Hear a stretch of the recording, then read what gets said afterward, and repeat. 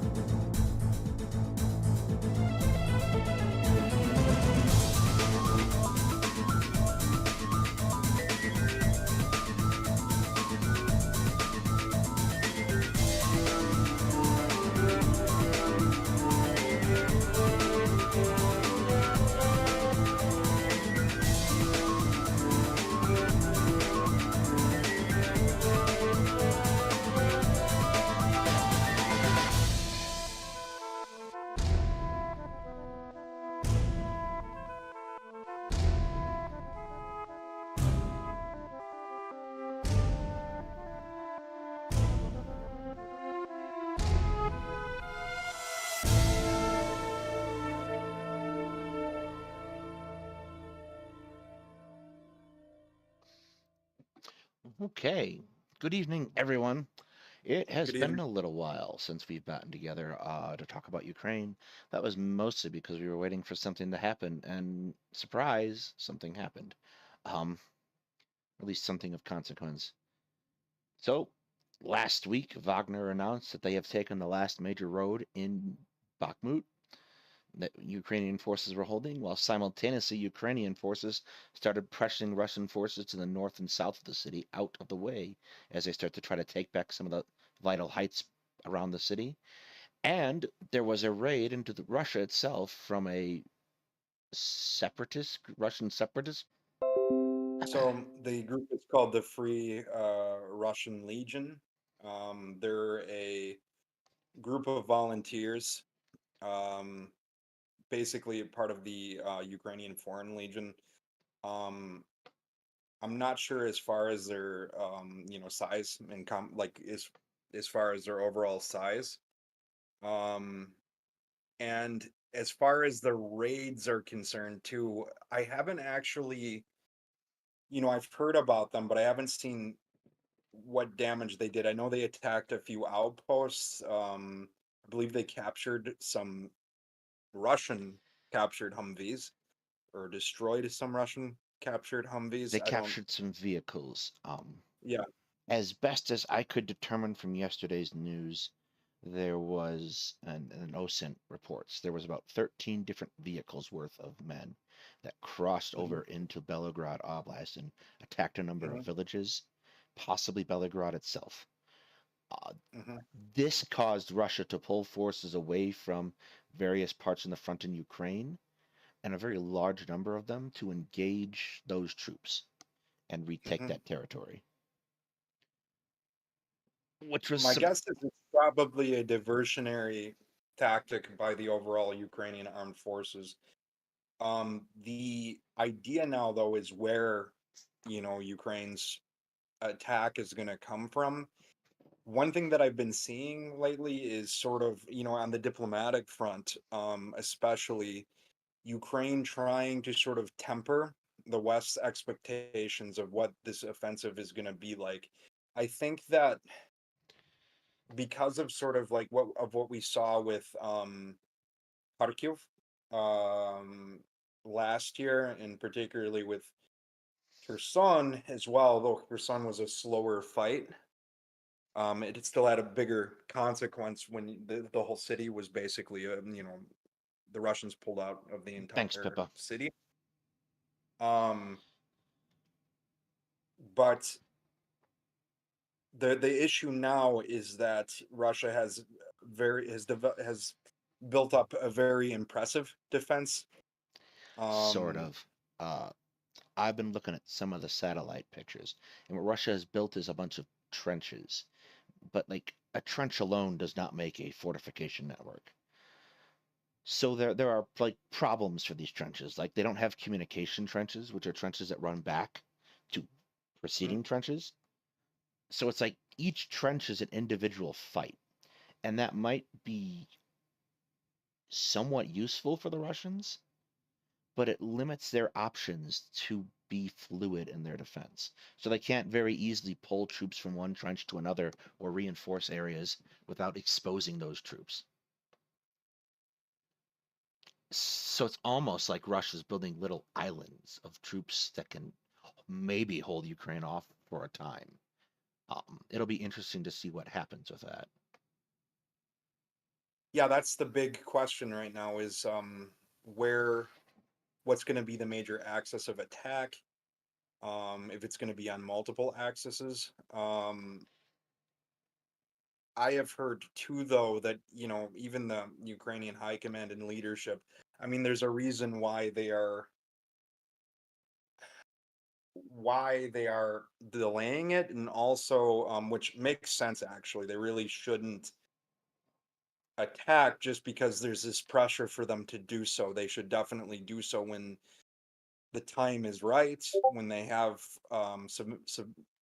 amassed sufficient force, and particularly when they identify an area that's where it's going to be advantageous to them.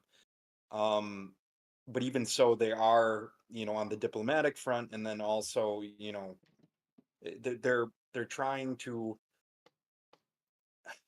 temper Western expectations, because the idea is to secure more support over the coming months and even years. And the idea, I think, of them, and I by now it's known by everyone. I know that there were people within the government of Ukraine, some analysts here, some very optimistic ones, who were stating the next offensive would reach all the way to the Black Sea, liberate Melitopol, Yeah, that's Berdyansk. incredibly Yeah, unrealistic. it's unlikely, and Crimea is even more unlikely in the near term, and I think even long term, it's a bit of a it's a really kind of that's a difficult endeavor. It really, who knows what's going to happen. Um, Ukraine has been very good in the past of breaking through maybe the first, second lines of defense, but what has been able to wear them down um, considerably is Russian artillery. And now the big worry too is Ukraine's air defense is primarily focused, on defending major urban areas. And they've expended a lot of the workhorse basically of their air defense. So the S-300s, the Buk systems, a lot of their older Soviet era Right. systems are now being expended. The big talk about that we should mention is, of course, the F-16. Yes. Yeah, it's not consequential. At this There's a point, lot of I think the Ukrainian Air Force needs airplanes of some description because they've been flying for 8 combat missions for 8 years in the airframes they have. They're a yeah. generation behind Russia's aircraft. They're getting Mhm. old. They need new aircraft just to be able to keep up maintenance and keep up flying. I don't think Yeah, that changes the. I don't think you giving them new airplanes or rather giving them F-16s, changes that dynamic dramatically. I think they're exactly where they started, just with aircraft less likely to break down due to overuse. Also, people are talking about how, like, localized air superiority, but that's one, it's an air denied environment. Russia has a really impressive air defense network that hasn't really been attrited too much. And also, Lay the down. major advantage that Russian aircraft have is not so much even like, their electronics or anything like that. It's actually their long range missiles. And the Yes, F-16 group that they are getting does won't not have have, an equivalent yeah, won't have, interceptor type missile. yeah, That's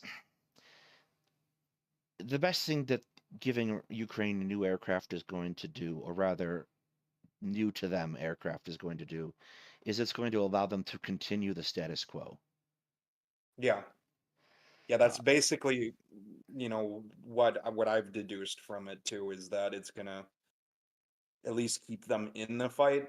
Um, the major issue though is, how do you take back territory of this size effectively without some form of, air superiority or ground, like air to ground, missions to degrade, you know, the Russian, like fortifications, ground forces, and things like this. How do you do that without, um, a significant advantage in the air? And that's the issue going forward, that's kind of the big unknown. Um, yeah, it kind of depends. Like in the state that they're in now, I don't know. There's an answer to the question if the air war continues as it has so far, um, where it's basically a stalemate. Russia can't really strike effectively at Ukraine with precision strikes. They can fire off missiles, and those missiles might hit a thing that might accidentally hit a military target. And Ukraine doesn't really have the option to strike at Russia. And Ukraine doesn't really have the option to strike at Russia at will either, or strike into your occupied territories either.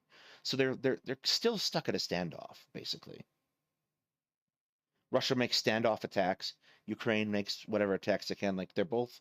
I've seen footage of both sides using the fire and forget method on their rockets on helicopters. So they're basically yeah, just using them as artillery. And I would mhm. be hard pressed to see how anyone would hit the majority of their Tanks have targets with that. been used in sort of that role too. Like exactly what you predicted earlier. And actually, it was you About the and some of the T-55s, more yeah. seasoned, yeah, with, yeah, the T-55s being basically mobile artillery. Um, yeah, this is, one thing about this conflict. I think something that we should address is the whole tech fetishism that is, developed, in terms of people's raising people's expectations, of what Ukraine will be able to do if they, if somehow they just get a Leopard 2A4, or a F-16 Black, I don't know which The ones they're getting. problem, the overall problem with this is you get a whole lot of people who aren't really able to talk about this in any other term but the right side inset box of Wikipedia, which has all the numbers of the tank or whatever Yeah, you're talking about. So they look at that and they say, oh, now they're going to have this and this and this capability, and it'll turn out to be amazing. So people don't necessarily think about these things in real life terms. They think about yeah, them in the numbers way that they're portrayed on a fact sheet. And that's not like obviously how this works. So, for example, if you've got a tank that can fire around 2,000 meters and the other guy's got a tank that can fire around 1,000 meters, you would think that on paper, your 2,000-meter range tank will win. But if you're only yeah, fighting in an environment where you're 500 meters away, it doesn't really matter. yeah, So, uh, one of the things you're taught in military science is how to make evaluations of situations. And those evaluations don't usually include the inset box in Wikipedia, but they do include you taking into account things like terrain, your mission objectives, what the enemy is doing, uh, any civilians in the area, and things like that. Like those are the deciding factors, and those are the things we don't see very well from our end. Like we can assess terrain, but we cannot necessarily assess the enemy disposition the way we would if we were operating in that area. So you have to sort of take with a grain of salt, and I do take with a grain of salt much of what people say about what's going to happen. Big thing of this is just, we've been waiting for what's going to happen. And you know, like I just said earlier, I'd rather Ukraine, if they're going to launch an offensive action, I'd rather it be done when they know in a place where they know that they're going to have a clear advantage, and at a time where they know that they're going to do it that they know they're going to have a clear advantage. And I think now, with their general staff and armed forces, it's pretty much, what they're going to do. I don't think any amount of pressure, is going to make them attack prematurely. I could be absolutely wrong. I mean, we could see that Yeah, I don't happen, but necessarily see them as letting anyone else call the shots here. yeah, The other thing I would which point is out good, is which is very good. I think what Ukraine is trying to do is they're launching these littler attacks to figure out where Russia's weak. Hmm. And you One see, thing I wanted to bring up, um, regarding seizure, and this could be, I mean, I don't think I'd get in any trouble for it, but I mean, this is a bit of a controversial view. But to me, actions like what occurred in Belgorod are I'm absolutely for them. Um, they aren't necessarily good for publicity. They definitely, make the drive for Russians to. Mhm. there, I'm reconnecting the thing and hoping it works properly. There we go. All right, we're back. Okay. Yeah, you were saying some of So, the areas in Belarus and Russia. and some of the areas in Belarus and Russia, the borders I'm talking about, Russia has reinforced the borders and the border in several areas, but I think from what we have seen, a lot of it's still very porous, and that might be the better option than even attacking some of the areas of occupied Ukraine that are much much more well fortified by Russian forces. You, And to me, I'm absolutely for taking some of these villages in Russia, not I, necessarily to hold them forever. There's a stupid clip going around about how Belgrade was once, in 1919 part of, greater Ukraine, and some of the areas in the Kuban, southern or northern Caucasus is, were areas, considered Ukrainian territory, quote unquote. But like, to me, it's more of like, utilizing them for one, it embarrasses Russia, if especially if they're able to hold a few settlements and defend them successfully. I mean, in terms of like defending the that's territory. unlikely.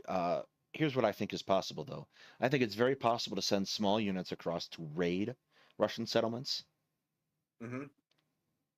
attack those settlements, and then retreat very quickly. That's probably feasible. Trying to hold any Russian settlements long term is probably not. Yeah, Also, it runs in terms of contrary. supply, right? In terms of the Yes, in supply. terms of supply, in terms of running contrary to Ukraine's war aims, I Yeah, I think they can make some headway by launching raids, but not occupations. Occupations wouldn't yeah, be possible, and yeah, that's also probably that's running a risk at that point of that's running a risk of provoking that is running a risk of provoking Russia from doing something obscene. So yeah. I don't know if that's a I understand the sentiment. Like you have to be able to strike back at Russia, but I don't know like ideally you could find a tractor factory that's being used to modify tanks and blow that up, and that would be a great coup for Ukraine. They Um, have been doing, from what I've seen, there's been so many attacks against, critical infrastructure in Russia, deep within Russian territory, actually, probably by Ukrainian special forces, sabotage groups, or allied, basically agents of the Ukrainian, Yeah, I wouldn't be surprised if there aren't some Ukrainians walking around Russia right now. And not all of them are pro-Russian, although I think probably the majority are. Um, but yeah, they have been doing that. But bringing, I don't know. I agree with you. You're right.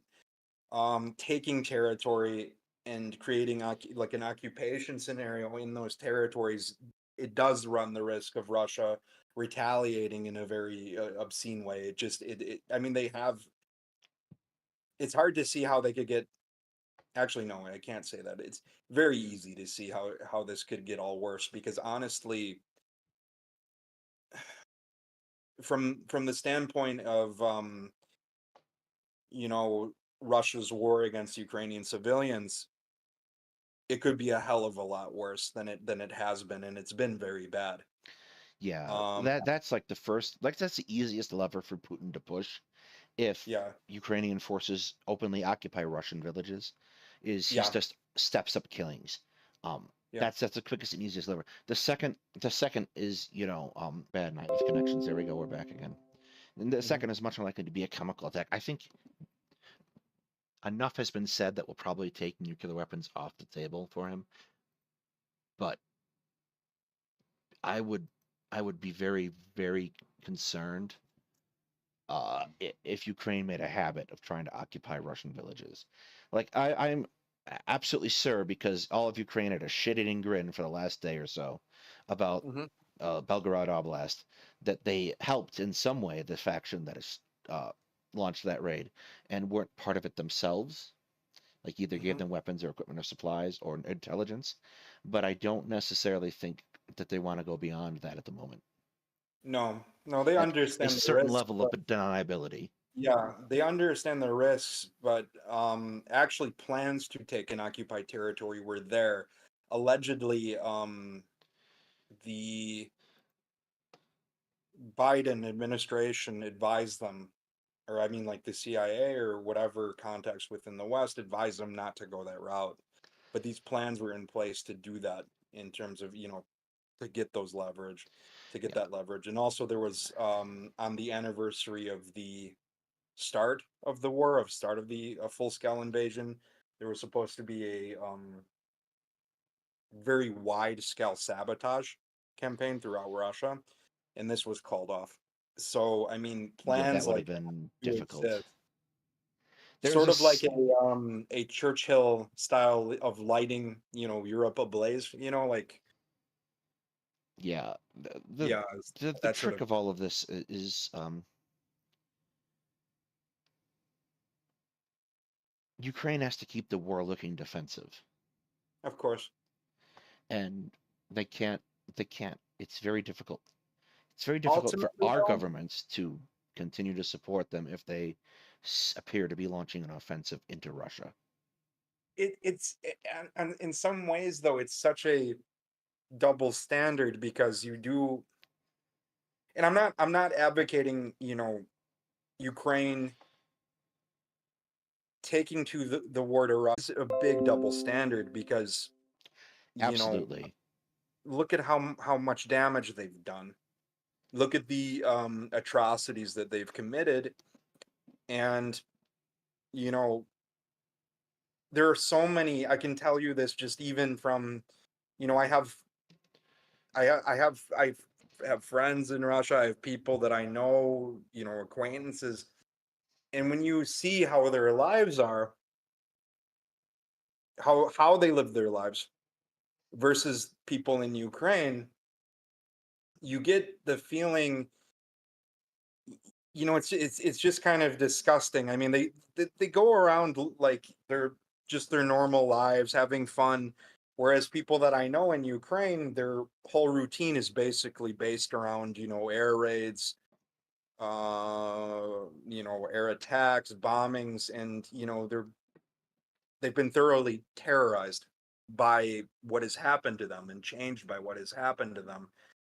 Um, I don't want to, use historical analogies, but this campaign, when they brought the bombings to England itself, some of what they did was absolutely morally reprehensible. Automatically, when talks started to happen. So, I mean, these sort of tactics, offensive tactics, and sometimes even against civilians, they do work. They can work.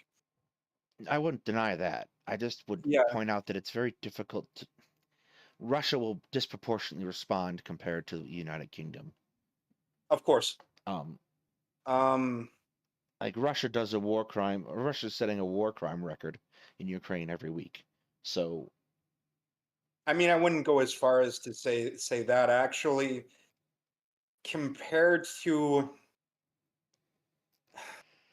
what has happened in Ukraine is absolutely horrible. We don't know the full extent. we're really sucking tonight on connection. Okay. Go. Sorry. So going back to Russia's Russian atrocities. Christ. Oh, again, Sorry. we have a connection Yeah. issue. Hang on. Every couple seconds it disconnects and reconnects, which I think might be a YouTube problem. Stop! Holy crap! Yeah, not working.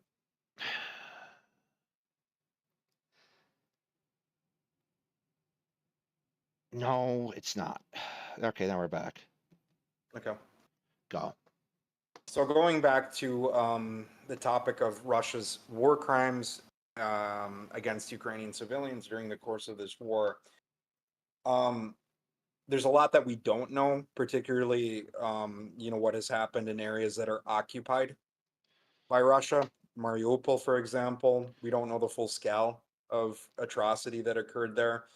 In places like Severodonetsk and some of the other areas along the contact line. But we have a pretty good idea of some of the areas, the northern territory that was occupied. And I've done a lot of research, for example, on the Chechen wars. I've Right. done research too on Russia's bombing campaigns in Syria. In terms of infrastructure shelling and bombing, it's definitely comparable to both of them. But in terms of like in Chechnya, you had you know I think a more prominent and more deliberate targeting of civilians in operations which are called zachistki. They are cleanup operations. They did these in Ukraine too, in occupied territories. Some to very, very horrible extents, like of course with Bucha, what happened there. But There have been some reports of some pretty nasty atrocities in liberated occupied areas. yeah, of course. But in Chechnya, you have you're talking maybe around, and I'm not going off of, there's a lot of fake numbers, but I'm going off of numbers that are done by researchers who are pretty big authorities in the topic, people like Emily Gilligan, who's written extensively about Russian crimes against humanity and war crimes in Chechnya. And you're talking about around 30,000 people killed in not just bombings but these zachistki operations. A lot of men particularly, but also women and children. And you see this in Ukraine, but to a smaller scale. I think it largely has to do with the fact that, especially in the Second Chechen War, there was the way that it was, Chechens were portrayed, Caucasians were portrayed, was particularly, racist, and they used words, very dehumanizing words, to describe them, and you can, at least in terms of like the bulk of the Russian army is certainly Slavic. It's certainly Russian Slavic. Um, so a lot of the people, when you have a people that is very foreign to you, it's easier for the soldiers to commit excesses. But in Ukraine, these excesses have been committed too, just to a, I think, to a degree, a lesser extent. But it's hard to say. I don't want to make any assertions until, we're not going to know about the full truth until well after this is over. But what I'm saying is that things could be worse.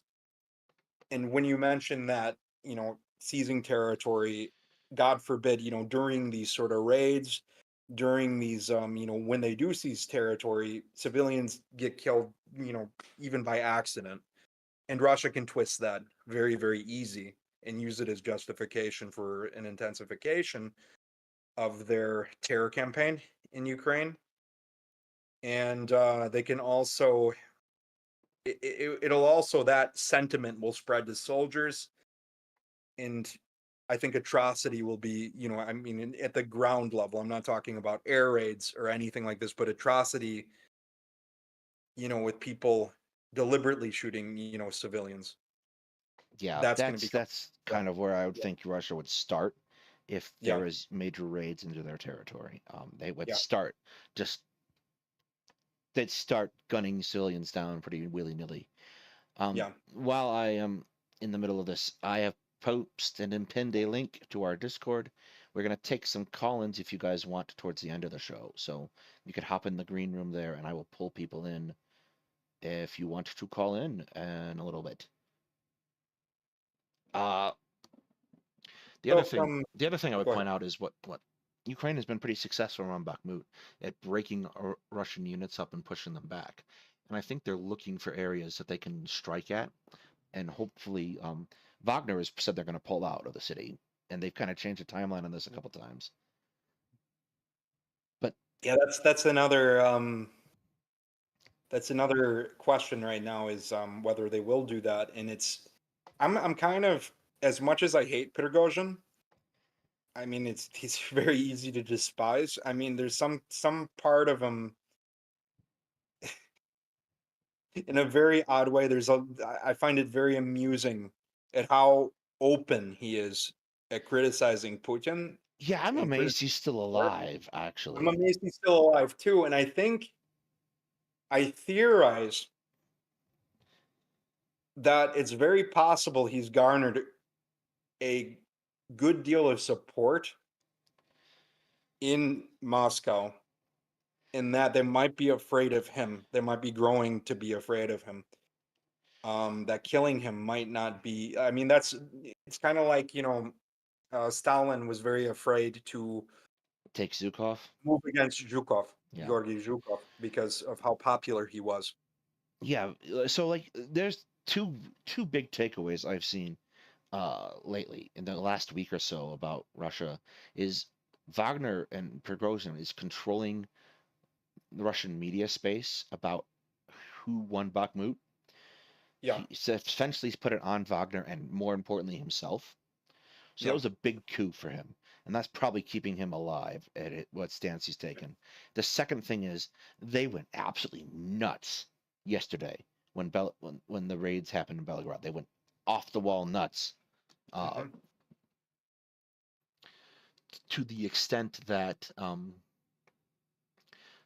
the entire Russian mill blog atmosphere is disrupted. So they have not been dealing well with the setbacks. Like they're not as controlled as I think Putin wants them to be. Um, and there are a lot of very serious gaps showing up in his control of the armed forces right now. Their desertions are up in the Russian army dramatically. They're a lot more trials, so they're catching the deserters. Um, but they're having a lot of these problems too. There's a very serious risk that he's going to have to openly mobilize troops again, and that might be cause a serious problem for Putin domestically. That's what we can hope for. I mean, Yes, that's like at this point, that's that might basically, be yeah, that's the best hope. that might Um, be Ukraine's most salient hope to see large scale success. yeah, Because what they're going to do is they're going to be able to bleed Russian troops very effectively in this counteroffensive if they launch it at the right place and at the right time. What they're yeah, not going to be able to do is they're not going to get the Crimea no matter what they think. no, they're not. It's I just think that it's not very reasonable. possible that Crimea could return to Ukraine in the future, but I don't think it's going to be via military action. Um, Honestly speaking, and I don't want to upset any of people who follow me, but in terms of as a voting bloc and as um, Crimea has sort of been a thorn in Kiev's side for a very long time. Crimea is Um, really weirdly placed ethnically because of Russification of it. Like the the population that Russification, was but supposed to also, be, I mean, the population, the majority historically was Crimean Tatar. which Um, Russians you had displaced or killed. you had a heavy Ukrainian settlement of the area, but even these Ukrainians were largely Russified at some point. And there's a very tricky sort of thing with. I've talked about it before on our channel about ethnicity in Ukraine, specifically Russian ethnicity.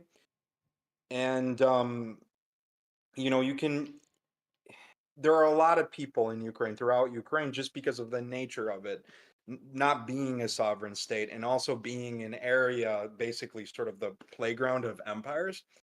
You have a lot of people there who settled from Russia either during Russian imperial times or Soviet times, a lot of military families moving in and out.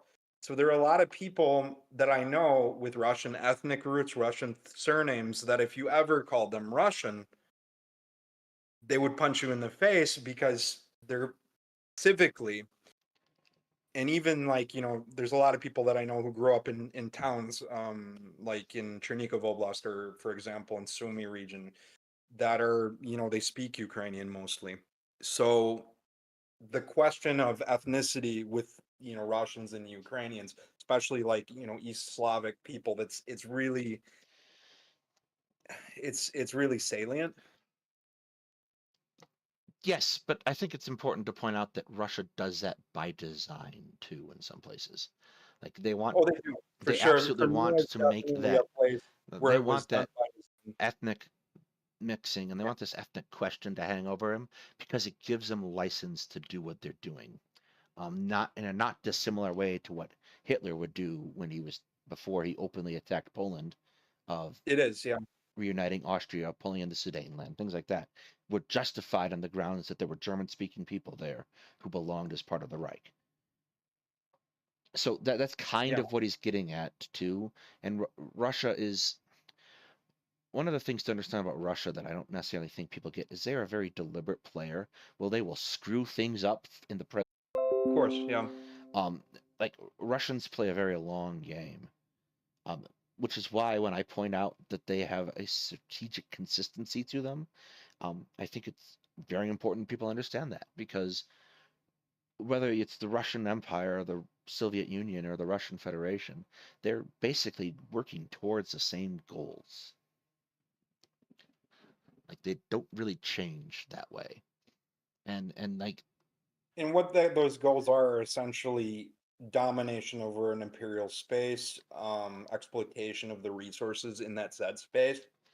yes, That's primarily what it is. It's guised under sort of this, idea of, United Slavic, East Slavic ethnic identity, but really a lot of it has to do with controlling resources. There is that mentality, though. That mentality does exist within Russian nationalism, with many branches of it, specifically the Slavophil branch of Russian nationalism.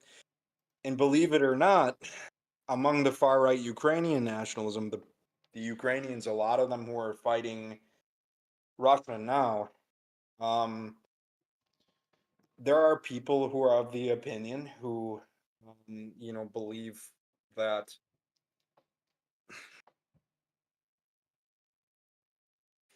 Russia could be allied with, not like Putin's government, but ethnic Russians themselves. They still see that brotherhood, some of these far right groups that fight on the Ukrainian side.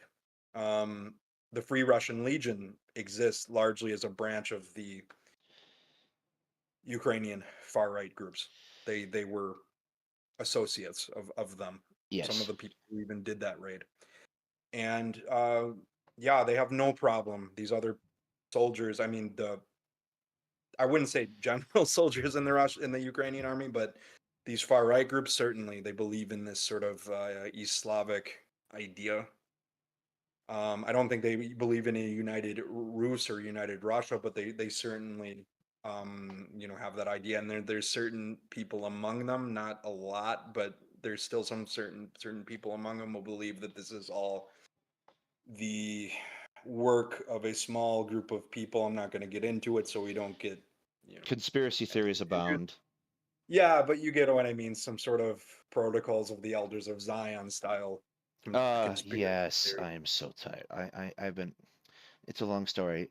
I don't want to deal with conspiracy theories this week at all.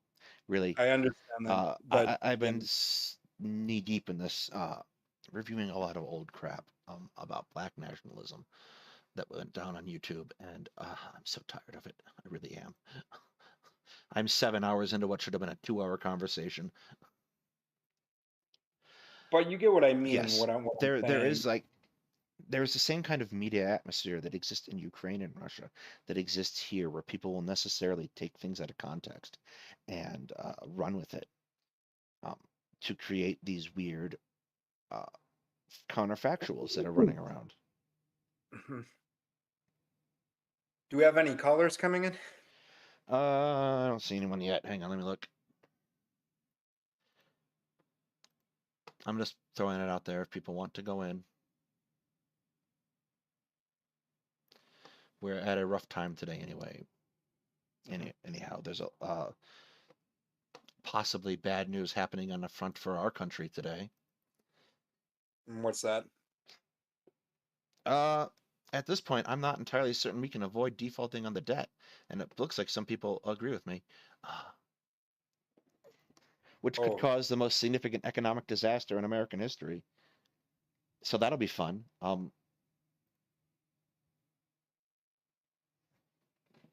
wait. When did this news come? Oh, The last couple days, last couple hours, really. good. That, uh, my father has talked about that for years. Yeah, a significant portion. This is incredibly stupid on Kevin McCarthy's part. It's going to have an adverse effect on Ukraine too if it happens, because Have an adverse effect in the whole world. yes. But I'm still relating it back to my current show because yes, Cal, we do call-ins if you want to come in. We got Silent Cal coming in. He's not silent, trust me, believe me. Very Calaminus good. is anything but silent.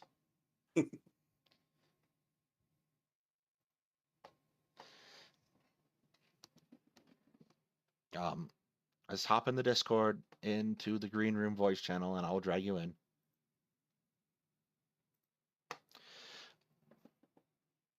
The I think that our Iraq war segment's going to be very timely in relation to that. uh well, honestly, if we are defaulting on the debt, we might have to pivot the entire rest of the schedule again. Um, Really. we'll see. Because at that point we should know for sure. Yeah. So when Yo, will we know? What? you can come in, Cal. I'm not gonna bite, I promise. At least any more than normal. I might. Hetman might, yes, that's entirely possible. He does have a safe word though. Anyway, um, no, like the Iraq War show is pretty timely, mostly because I think we have forgotten a lot of what uh happened 20 years ago, and it has Yeah. been 20 years ago because this is the 20th anniversary last month. So, Yeah. um, actually, let's just go into that real quick while we're here. Uh, Yeah. we had a week planned. Obviously, we posted that we had a week planned. Then a whole bunch of things happened. Hetman turned into a lobster. I spent a day in the hospital because my blood pressure was out of control. Um, I'm going to blame Kevin McCarthy, and so we're a little off. So tonight will be Ukraine. We'll be doing a fun show tomorrow because that might be the last fun show we ever do if the country falls into ruin. And on Friday, I'll do the Wednesday update. So that'll be fun.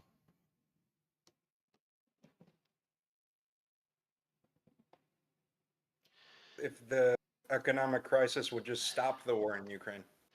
Well, wars tend to outdo economic crises. Like It is true. bullet speed, bullet speed. People always seem to find money for bullets, and that's kind of like we're still sort of frozen in Ukraine right now. We're sort of waiting on the edge of our seat for something to happen. Yeah.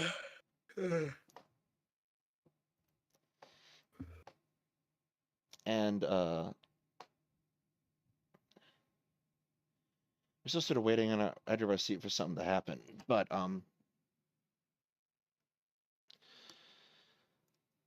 for the moment, it's just very difficult to see something coming through and happening in the meantime. Because Russia's just spent. They got their asses kicked. Yeah. All right, it looks like Bluestone is coming in here.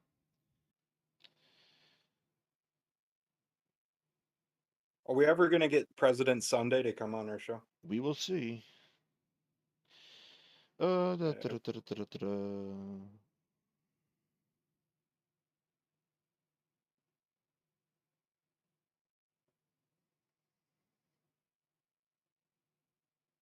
No, move two. How's it going, Bluestone? Hey, how's it going? Hello? Hello? I think he's starstruck. That's probably not it. No, it's not. We're definitely not stars at all. Oh, hey, I had push to talk on. There you go. How's it going, Bluestone? Like American willingness to put more support into Ukraine. I wonder how much of that actually has to do with the fact that the Republicans have control of the House for like 2 years. Do you think that that could like change if the Democrats gain it back? That they'll send more money or resources to the Ukrainians? I don't think so. There's a substantial portion of the Republican Party, basically the neocon portion, who's always sort of this war has been their wet dream for a very long time. And like, I don't want to, say that derogatorily because Ukraine needs help, but at the same time, there are a lot of people who wish this, Hang on a second. wished for Hang on this a second. war. Hold on. We We good? seem to have lost the stream. We're down again. Yes. Okay. I'm so sick of the internet not working. Okay, now we're back. Neocons want war to happen. So there's a substantial portion of the Republican Party who see this war, in very, in a very strategic way of weakening Russia. There's a lot of people within the Democratic Party who see it that way as well within the military-industrial complex, and I'm not trying to crap on the effort to help Ukraine because it's obviously a good thing to do that, but it's a good thing to do it for the right reasons, and the right reason is to protect a sovereign state from falling. I think a lot of politicians that say that that's what their motivation is, but it's actually more to weaken Russia strategically, to sort of bleed them without having to fight them themselves. And to me, that's not a good reason to support Ukraine. The real reason is certainly to just protect, Ukraine on its own. But I'm not sure that the Democrats winning the House again would have any greater effect than what we're already seeing.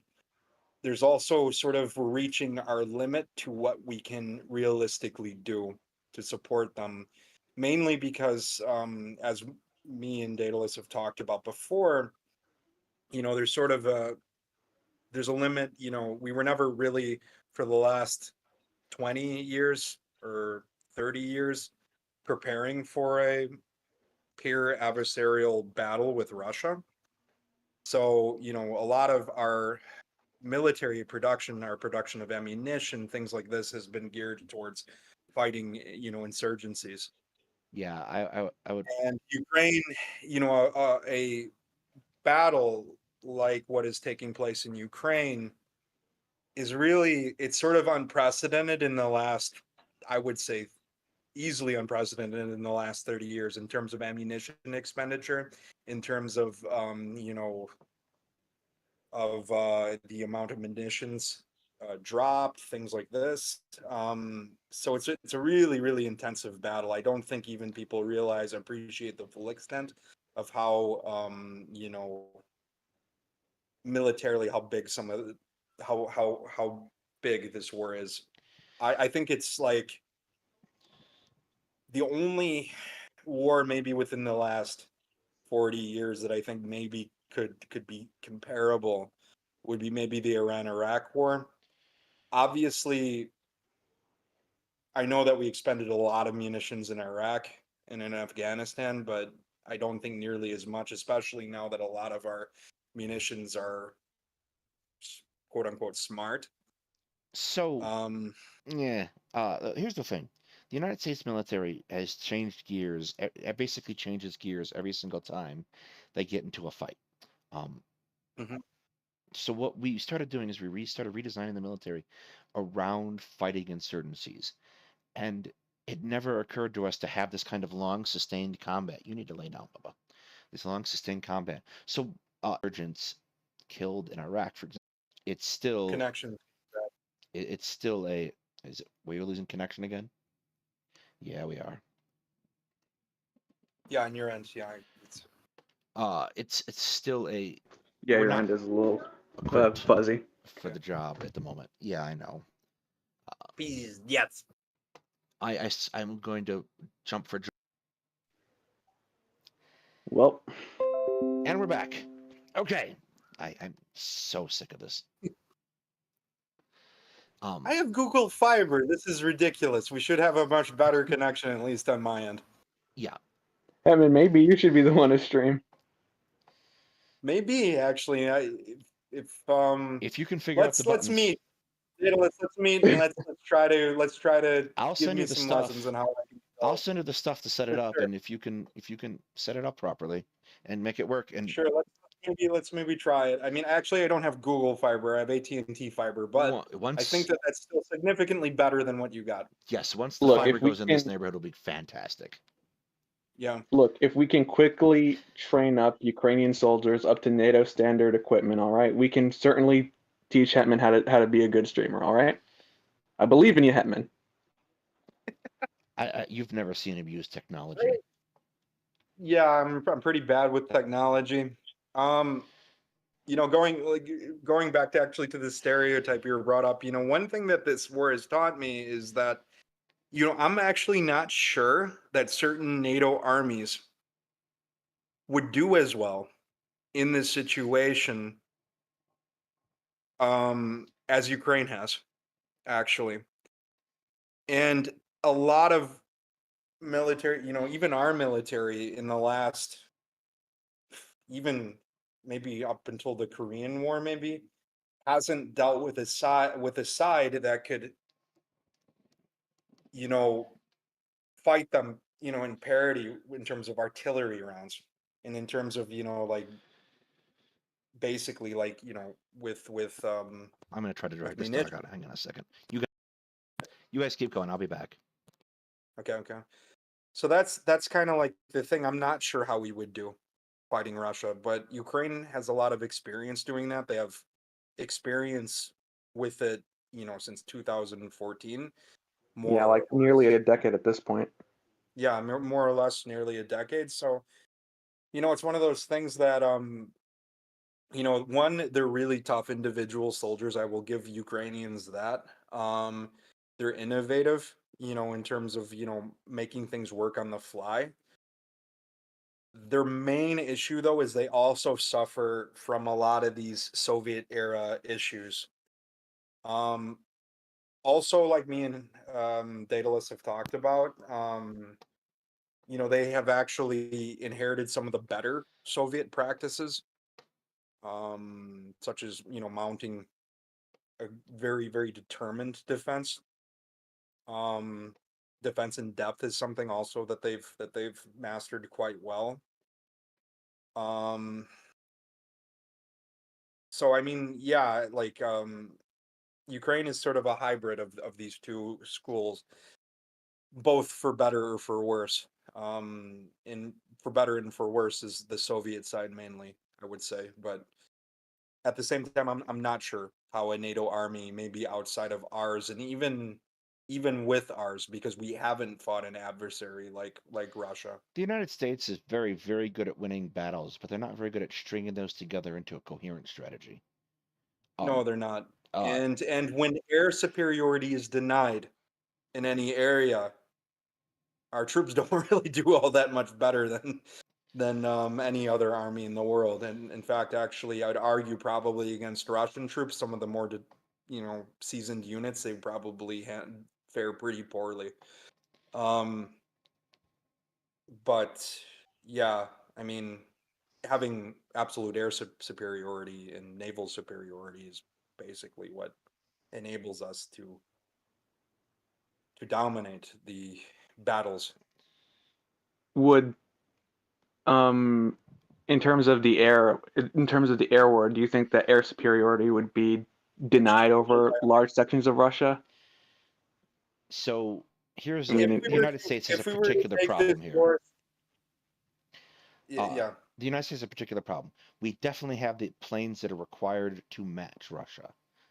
We also have a number of planes required to exceed them, things like F-35s and F-22s.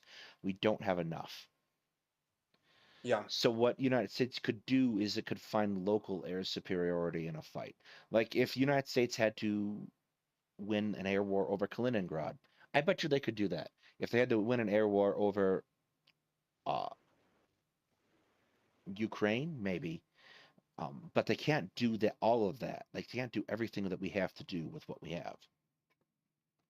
yeah. It comes down to targeting SAM systems, to targeting ground forces, and when you're talking about Russia itself, you're talking about a very vast geographical space. And this is one reason why so many armies have failed, you know, attacking Russia or attacking, the Soviet Union, which is in an even bigger space. Yeah, there's a certain So, geographic advantage that Russia has in a fight with the United States. If they're fighting the United States in Europe, they can threaten Alaska, for instance. So we have to yeah. be able to defend a much vaster area than we have available fifth Hmm. generation fighters. So this is going to change as more and more F-35s roll out. But for the moment, there is a kind of critical gap that we have in capability. We absolutely have the That, plane to and win, but we don't have enough of them yet. we also too we don't know a whole lot about Russia's like the S-400 system, some of the other um things that they are developing. I would imagine that they probably have their shortcomings or shortfalls, like what we've seen with many of their supposed technological ingenuity. But their air defense capability is probably the most capable of any adversary that we have, maybe the most capable in the world. That's one issue that Ukraine has. That 47 F-16s is certainly not going to solve. And what's really interesting is I read an article recently. It actually was a former F-16 pilot that stated that he would not want to be flying in Ukraine right now. Uh, so it's one of those things that it's really, really difficult. The air war in Ukraine is particularly problematic, and Yeah, that gaining air superiority that is very and the lack of problematic. naval assets for Ukraine is a very difficult problem to overcome if they One want to reason retake their too. territory. So I suspect, I don't know for sure, but one reason why Israel, for example, has been so reluctant to provide openly Ukraine with weapons is because they have an agreement with Russian air defense forces in Syria that they can go after Iranian targets and Hezbollah targets without Yes. being engaged by Russian air defense systems. What that tells me is that Russia's more advanced systems can target the F-35. Israel doesn't have any F-35s yet. Oh, they do. They do. They actually do. When? They have a lot of them, and they've used them. I think they have their own special version actually. They do. Like Yeah, that was they do. specifically designed for them. Look it up. Daedalus is now stumped, and he's looking up something that I already knew. Oh, 2017. How many do they have? Not that They many. have actually a sizable fleet of F-35s. I think they might have even more than maybe outside of like us in the UK, maybe the largest F-35 fleet, and they have specialized F-35s to their specifications. They actually flew them into Iran, by the way. They have 36. The Iranian, the Iranian Air Force, or the Iranian Air Defense Forces were not able to detect them, allegedly. Yeah, I'm pretty sure that's more than what Norway has decided to purchase. Mm-hmm. So. Well, the vast majority of them are still operational here in the United States. Yeah. So they don't have a ton that they can use, that they can bring to bear, but they do have them. They have used them in Syria. They've done sort of test flights over Iran deep into Iranian territory. But what it tells me is that Russia does have some capability possibly of detecting them. How much they can do that, that's remained to be seen. But it does point to perhaps how much more likely would the explanation be that the Israelis just don't want to risk to see if they actually I think do the have much more likely explanation isn't a capability gap. I think it's that Israel doesn't want to put its neck out for Ukraine. Israel doesn't want to put their neck out for anyone. They're not a very reliable partner as far as allies go. The apartheid South Africa would disagree with you. I'm trying to think of some Hey, other look, groups. 2 peas in a pod. Honduras, some of the Central American governments. Trying to think of some other countries. Actually, the Shah's Iran was very, very closely allied with Israel, and most of their electric infrastructure, mega engineering projects, things like that were done by Israeli scientists. And their defense, by the way, a lot of their defense industry was built by Israelis, and which Iran still benefits from, ironically. So it's one of those things. That's actually a very sad part. Turkey was canceled. I'm just looking at F-35 orders. Mm-hmm. Yeah, they 36. I think Canada canceled itself. Canada's operating them. They have 88 Oh, ordered. yeah, now they are, yeah, but for a while they canceled them. Yeah, they have Turkey, 88 because ordered. they bought the S-400 system, got kicked out of the program, and I think that they absolutely deserve to be kicked out of the program. I really don't like. Hang on a second. I have a dog knocking on my door. Oh. But yeah, that's no, I would agree with you actually. Yeah, part of me, I don't know how much of it is them being cautious. No, Turkey is the problem child of NATO. Like, Turkey would be wonderful if it wasn't full of Turkish people. Like, if Turks weren't there. You just alienated a huge segment of our audience. Don't you know that we have a huge Turkish following? We absolutely do not. Oh man, you got to be careful with that. I've been very guarded with what I'm going to say about certain countries that Turkey, do better. I don't like. Yeah, no, I mean, you're right. How can Turkey, I can't disagree now with you. That dog is trying to barge his way in. But I will say this, that Turkey is a pretty good placing themselves sort of in the middle of Ukraine and Russia. That's good, and I think that they can eventually serve it, as some sort of diplomatic arbiter. That's the only reason why I kind of like. Actually, I don't like them. I hate them. but that's the only like redeeming quality about Erdogan right now, is that he can kind of act as a legitimate intermediary between Ukraine and Russia. But I'm trying to think. Yeah, what else? Oh, and also Turkish weapons. They don't have any, like, I mean, they'll supply their weapons. They're not afraid of supplying weapons to, even though they're a neutral party to Ukraine. And Turkish weapons are fairly decent, especially their new tank that they're coming out with. Yeah. And their unmanned aerial vehicles, very what's the word I'm looking for? It's been fun. I heard that when Turkey was refusing, there was like a diplomatic hangup with Russia. I think it was over a Russian banking system. I'm pretty sure there was threats that Biden made to that he was going to sell the F-35s to Greece. Yeah, pretty sure that was a diplomatic incident. That the thing is that that's a very possible NATO on NATO conflict. Everybody talks about how great NATO is at preventing European wars. And for some aspects of that, that's extremely true. But you have these age-old enemies who are members of NATO, and I don't think it's out of the realm of possibility in the future of having a war between Greece and Turkey. In fact, I think it's inevitable. It will happen. Some form of armed conflict between NATO members will happen. And when this happens, you're going to have, especially Germany. If I can, like they're when Germany, like, when this Ukraine war happens, oh, this has never happened before. A war is back in the European continent. Who brought it there? Twice in the last century, you jerks.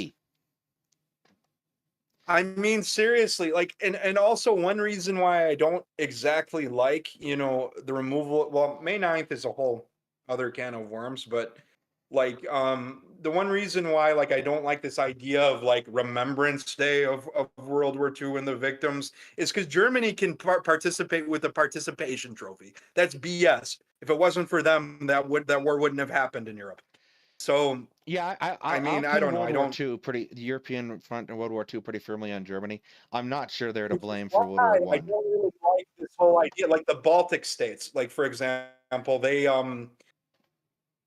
say, never again, and like, oh, our victims, but they don't give they don't care at all about the like Lithuania, Latvia, Estonia. They don't care at all that their puppet governments were basically responsible for the Holocaust there, for killing the largest minority group that existed there. They don't care. So I don't really like Ukraine adopting the practices of the Baltic states when it comes to World War II memory, because unlike them, they had 5 million Ukrainians, mostly ethnic Ukrainians, fight in the Soviet army. Not all of them were slaves. The vast majority of them weren't. So yeah, that's a whole different issue, but it's one I feel very strongly about. Yes, we can tell. Where were we going with this in relation to? Yes, you're talking about Greece, and now we're somehow in Latvia. So you've taken a wrong turn, sir. Going substantially far north. It's a wrong turn, but it's all everything is connected. Everything is connected. Everything's about memory. And there's some bitter memories between Turkey and Greece. Very, very bitter. Yes. And that can lead to a conflict. There's some very bitter memories between Hungary and basically every country that surrounds it, with Trianon. Yes. Hungary is actually one of our mods in Discord. One of our mods in Discord and I were talking, and he starts ranting one day about the Treaty of Trianon, and I'm like, wait a second, you're talking about the treaty that ended World War I for Hungary? He's like, yeah. I'm like, okay, I'm just making sure there wasn't another one, and you do know you weren't alive then, right? So, yes. Okay, like I can understand why it is a historical trauma for Hungary. You got to understand that. Like, imagine if basically half of your country. I'm sorry to interrupt, but your my ethnic phone group is nearly dead, so I'm gonna have to dip. All right, thank you very much, Bluestone. It was nice talking to you. Nice meeting you. It was nice. It was nice of you to have me on. Always a pleasure. Come on again. Especially like we like having guests, so like It means I have I to do don't know less when work. we do the. Yeah, I do too. Remember. Anyway, I have to get going. Streamers are lazy. Probably too. We should probably. Yeah, let's bring this to a conclusion because we have now hit the 1 hour mark. And we've also left immediately behind the immediate thing. So tomorrow night we'll be getting together. Come and join us tomorrow, 8:30. You want to do? Yes, what we agreed 8:30 on? your 8:30? time, 7:30 mine. We'll be talking about two guys nerding out about space battles, which ones are cool and which ones are not. And Friday we'll be doing the roundup, except maybe Hetman shows up, maybe he doesn't. I don't know. It depends on him. And then next Monday, Yeah, Friday I might have plans to go to yeah, some Hetman has a party social at a life, Mexican. loser. Anyway, Right. Monday we'll be talking about the 2003 Iraq War.